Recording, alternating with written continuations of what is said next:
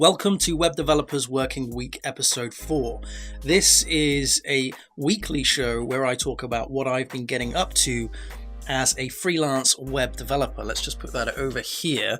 And this week it's been one of those bitty weeks. However, the bits have actually been quite large. I've been working on lots of educational systems in the last few days, where this is where like a user goes to a website and they go through a series of educational questions, and they read a lot of educational stuff, and the system tracks how the user has performed and so forth.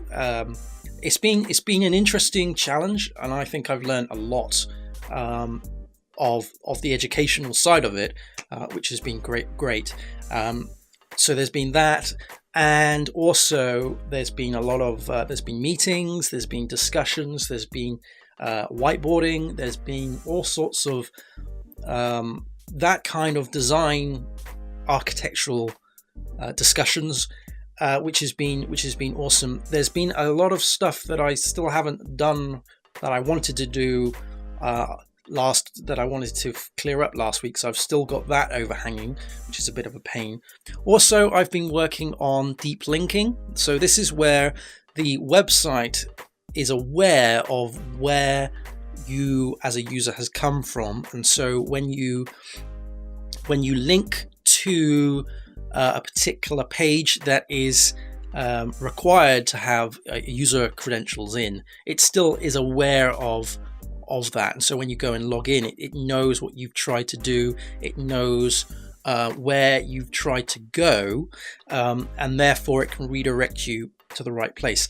This happens all the time with e-commerce shopping carts, because it knows what you've put in the cart before you've even logged in or created an account. So when you go ahead and create your account, or you log in, your cart is still activated, and therefore you're in this sort of secure checkout kind of area that has all of your bits and pieces that you've put in your cart, what you put in your cart when you weren't logged in before.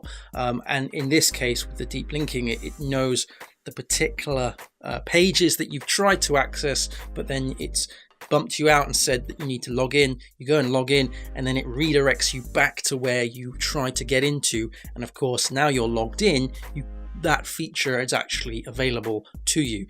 I've been doing that in Symfony, and I've been using the kernel request, or I created a kernel listener to listen to requests. That's been pretty cool. Been a bit challenging. Of course, I forgot, about the web developers toolbar in debug mode. So whenever you're playing around with paths and routes and stuff, just remember that they are different in production. For a start, with Symfony, you've got the app_dev that isn't there, obviously, when you're in production, and that. So there is an _wdt that you need to look out for. Plus, with Symfony, the way the request is structured, you look for the master request on the request stack. So when you go through the listener, you pass in the event, and then you make sure that it is the master request. Then you get that request, and then you do your checking, session management, and so forth. And then on the success of the login, you then pull that out from the session that you've saved, and then you can redirect to the relevant places. And of course, if there isn't a place that the user went to before logging in, because that could happen, right? The user could literally just go to the login page. Then you must ensure that there is a default route. So there is various things to test here.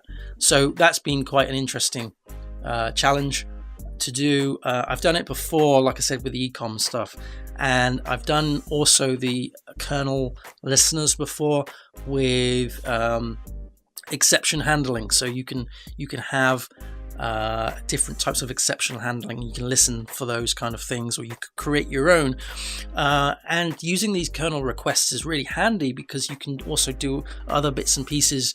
You can check different things before the controller, your actual controller, is running. Something that I've been working on recently is IGTV little coder questions, right? So this is where I'm answering videos. Hang on, this is silly cats. So this is talking about or answering specific coding related questions. And if I pan over here, you can probably see the microphone that I've been using for that. And very small, sort of short, succinct videos where I'm answering a single question about coding, about DevOps, about freelance, about web development, that kind of stuff. So I've done a few. So if you follow me on Instagram, then do check out the IGTV stuff. If you don't follow me on Instagram, then please do. My tag is @howtocodewell on that, and obviously it's the same on Twitter @howtocodewell there. And if you've got any questions that I can answer in a few minutes, then let me know. And I've also been using Instagram a lot more in terms of just background information on what I do on a day-to-day basis. So yesterday, for example, I received a lot of stickers from Redbubble, and I put those stickers on my laptop, and I took a photo of the laptop as that's progressing, because my laptop was looking rather boring. I need to go to more conferences. That's the thing, because I need more conference stickers. Talking about that, I'm still working through some ideas for the talk that I'm giving at PHP Southwest in August. I would like to talk. No, I'm not gonna mention what I'm gonna talk about. I've got an idea, and I've kind of settled on it. But I think what I'm gonna do is do a proper abstract-y type video where I'm actually talking about those ideas. Like I did in the one I did before with the framework talk, because I found that it useful to get those thoughts out of my head. I don't think I'm particularly ready for this yet. I need to write all that information down, formulate it in kind of almost like a storyboardy type thing. It is between 30 and 45 minutes long. So there does need to be an element of structure to it, but that I think that will be coming shortly. Let's just say that. And the rest of the week has been consumed with working on some front-endy type stuff. Lots of Twig, lots of JavaScript, lots of Ajax, lots of image stuff, like just aligning things here and there and testing them on various browsers and stuff. So it has been, like I said, a bitty week, but the bits are getting bigger. And it's been a very sort of interesting week in the sense of the educational stuff, because, and this is something that I find as a freelancer, you write code all the time, and if you don't change what you're actually working on, then you get very bored very quickly, because you want something fresh and exciting. If you're working on the same thing for like months on end, then that just becomes pretty tedious. But like I said, the code can be pretty much the same, right? So I say I write a lot of APIs. Well, that's true. And on a lot of the projects that I do, I create APIs for them. But it's what those APIs return, it's what those APIs give to the user, that is the exciting part. So changing up what it is that you're actually trying to achieve in terms of a project is really good, because it kind of kicks up the dust. It kind of refreshes the stuff, makes things nice and fresh, and it keeps things nice and sort of loose, and rather than very stale and sort of like, oh, I've been working on the same code base for like so many months, this is so boring. you can actually go, well, the code that I wrote here, I can actually sort of do the same thing in this project, but this project is totally different, or this part of the project, it might even be the same project, but the part of the project is different, and it's that really does. It drives me to the next client. It drives me to the next project. It drives me to the next sprint. Knowing that you can almost close the door after all the tests have passed, all the acceptances have done, all the UAT is in, then you can go, yep, that's done. Now I'm going to work on this part of the project. I prefer that way than doing things very bitty. I like to get things finished, and then I can move on to the next thing. Obviously, that's slightly different with programming, because because when you start something fresh, you need to build the foundations up. So you have to think about all the other elements, all the features that are involved in the project.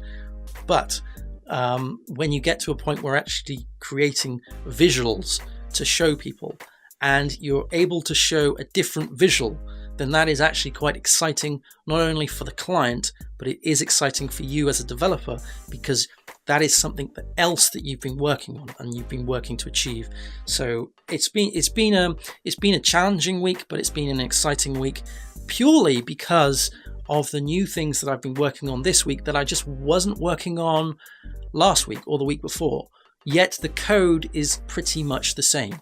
So I hope that made sense, because I think that you can get very stuck in a rut, and I don't think that's healthy for a developer. Anyway, before I go into some random spiel, some rambling rant about being bored as a developer, I need to shoot off. I need to actually do some work, because I shot downstairs to get a sandwich for my lunch, and then I decided to run up here and do this Web Developers Working Week. So I'm going to finish up, then I'm going to do some editing later on in the evening, and then I'll publish this as soon as it is ready. But thanks ever so much for watching.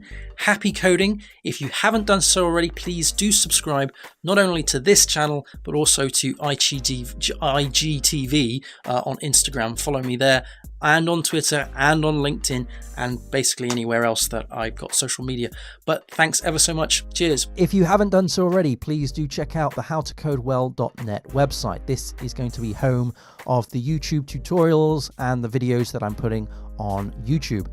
So this one here is the Microsoft Buys GitHub. This was the video I did on my opinions for that. We also have some courses. Not all of the courses are on here. This is the Udemy for Docker. This is the PHP stuff, Udemy and Skillshare. We also have links to Docker in Motion. This is the course I did for Manning Publications. We also have a shop, and in this shop we have various books for different programming languages. These are books that I recommend. The one for Python when you're learning Flask is this book here. This is Flask Web Development, which is this one just here, if I highlight that. So do check that out.